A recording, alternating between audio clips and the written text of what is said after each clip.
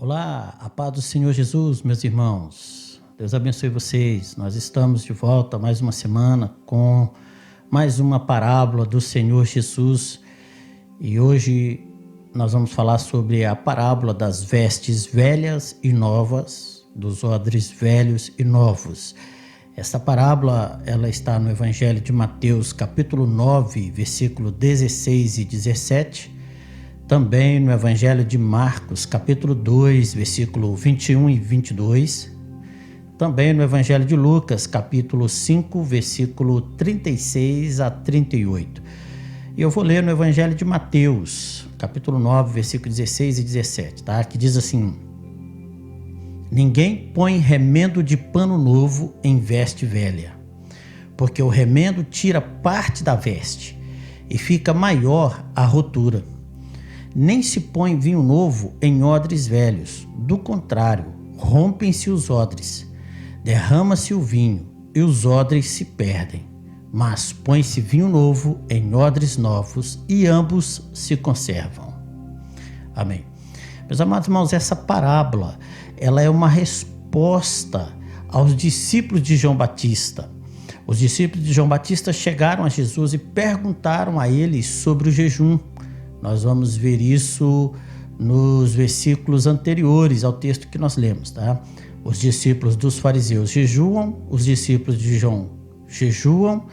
Por que os discípulos de Jesus não jejuam? Foi essa a pergunta dos discípulos de João Batista. Bom, os discípulos de João, eles estavam a fazer uma comparação entre os discípulos dos fariseus, os discípulos de João e os discípulos de Jesus.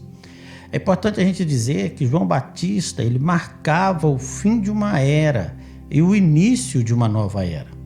Ou seja, o fim da dispensação da lei e o início da dispensação da graça. Tá? Marcava o fim da antiga aliança e o começo da nova aliança. Isso era algo que as pessoas da época não conseguiam entender, principalmente os mais religiosos como os fariseus. Tá? Nós temos falado sobre isso em parábolas anteriores. Tá?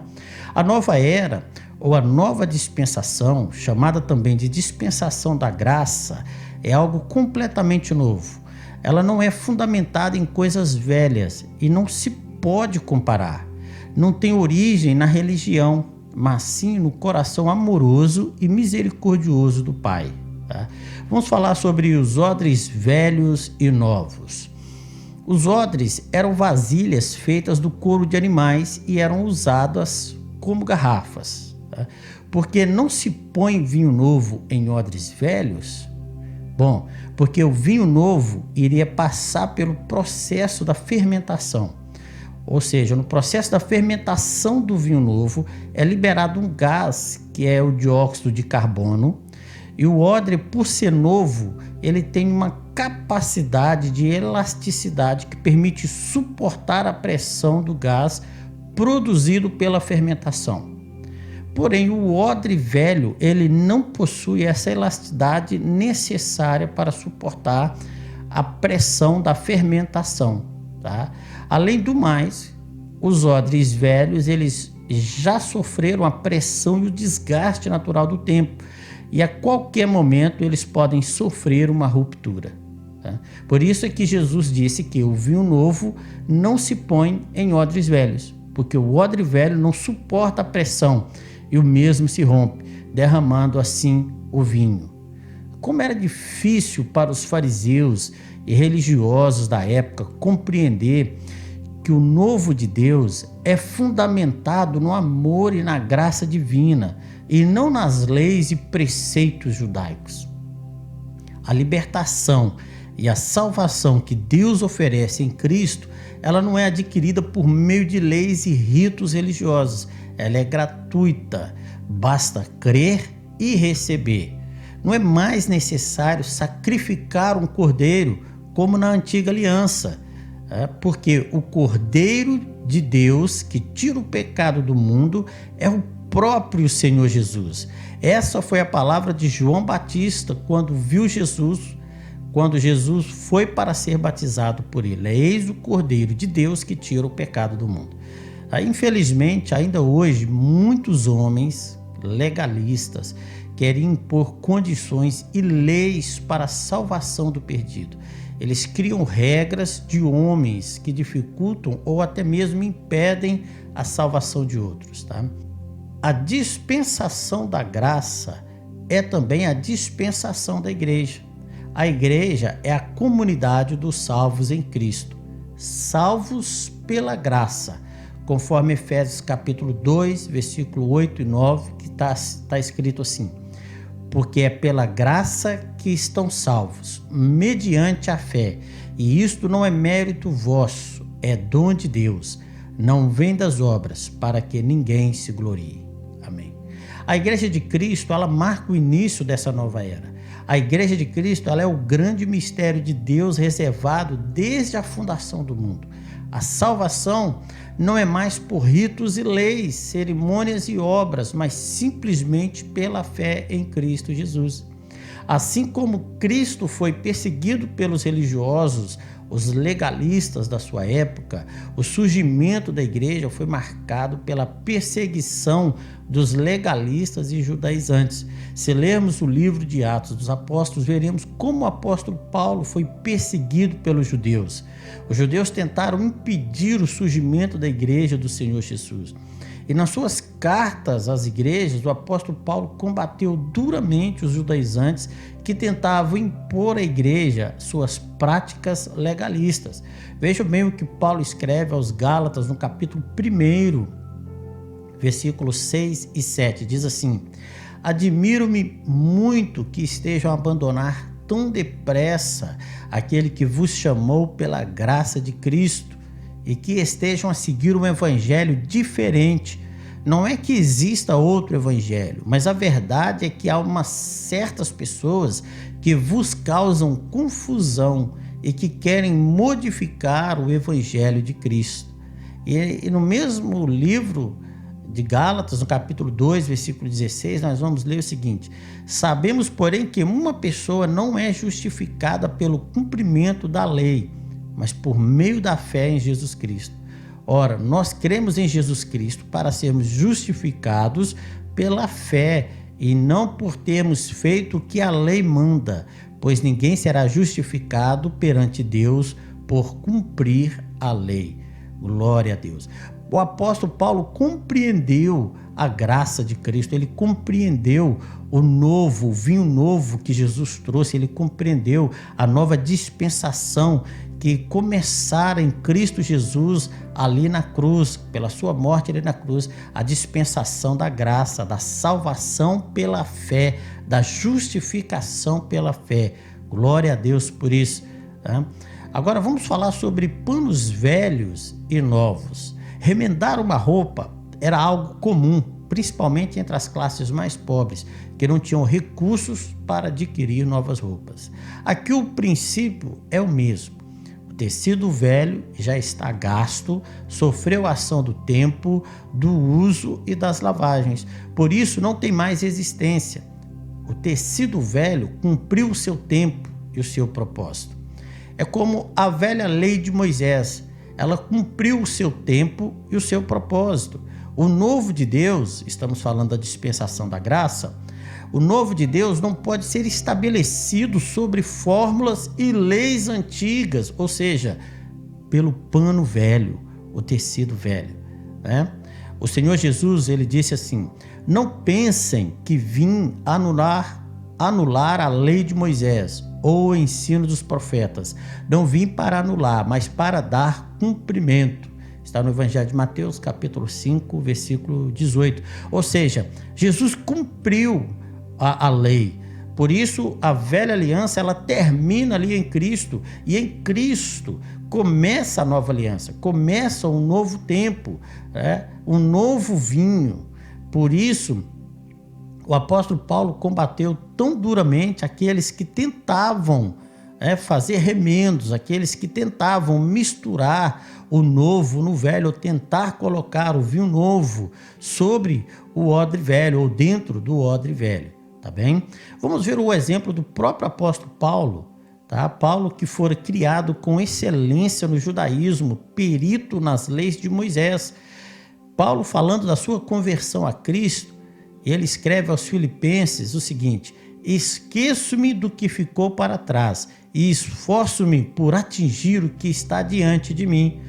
Paulo está então focado no novo de Deus, no novo tempo, na nova aliança, deixando para trás aquilo que ficou, ou seja, a velha aliança, a lei, os ritos, as cerimônias, entendendo que o tempo se cumpriu e que um novo tempo começava. Em Filipenses capítulo 3, versículo 8, nós lemos as seguintes palavras de Paulo: e na verdade tenho também por perda todas as coisas, pela excelência do conhecimento de Cristo Jesus, meu Senhor, pelo qual sofri a perda de todas estas coisas e as considero como esterco para que possa ganhar a Cristo. Aleluia. Ou seja, o conhecimento da lei, a prática da lei, da antiga aliança, Paulo considera isso como perca. Ele abre mão de tudo isso, dos títulos que tinha, que possuía anteriormente, do conhecimento que possuía anteriormente, da fama que possuía anteriormente, quando ele era praticante da lei.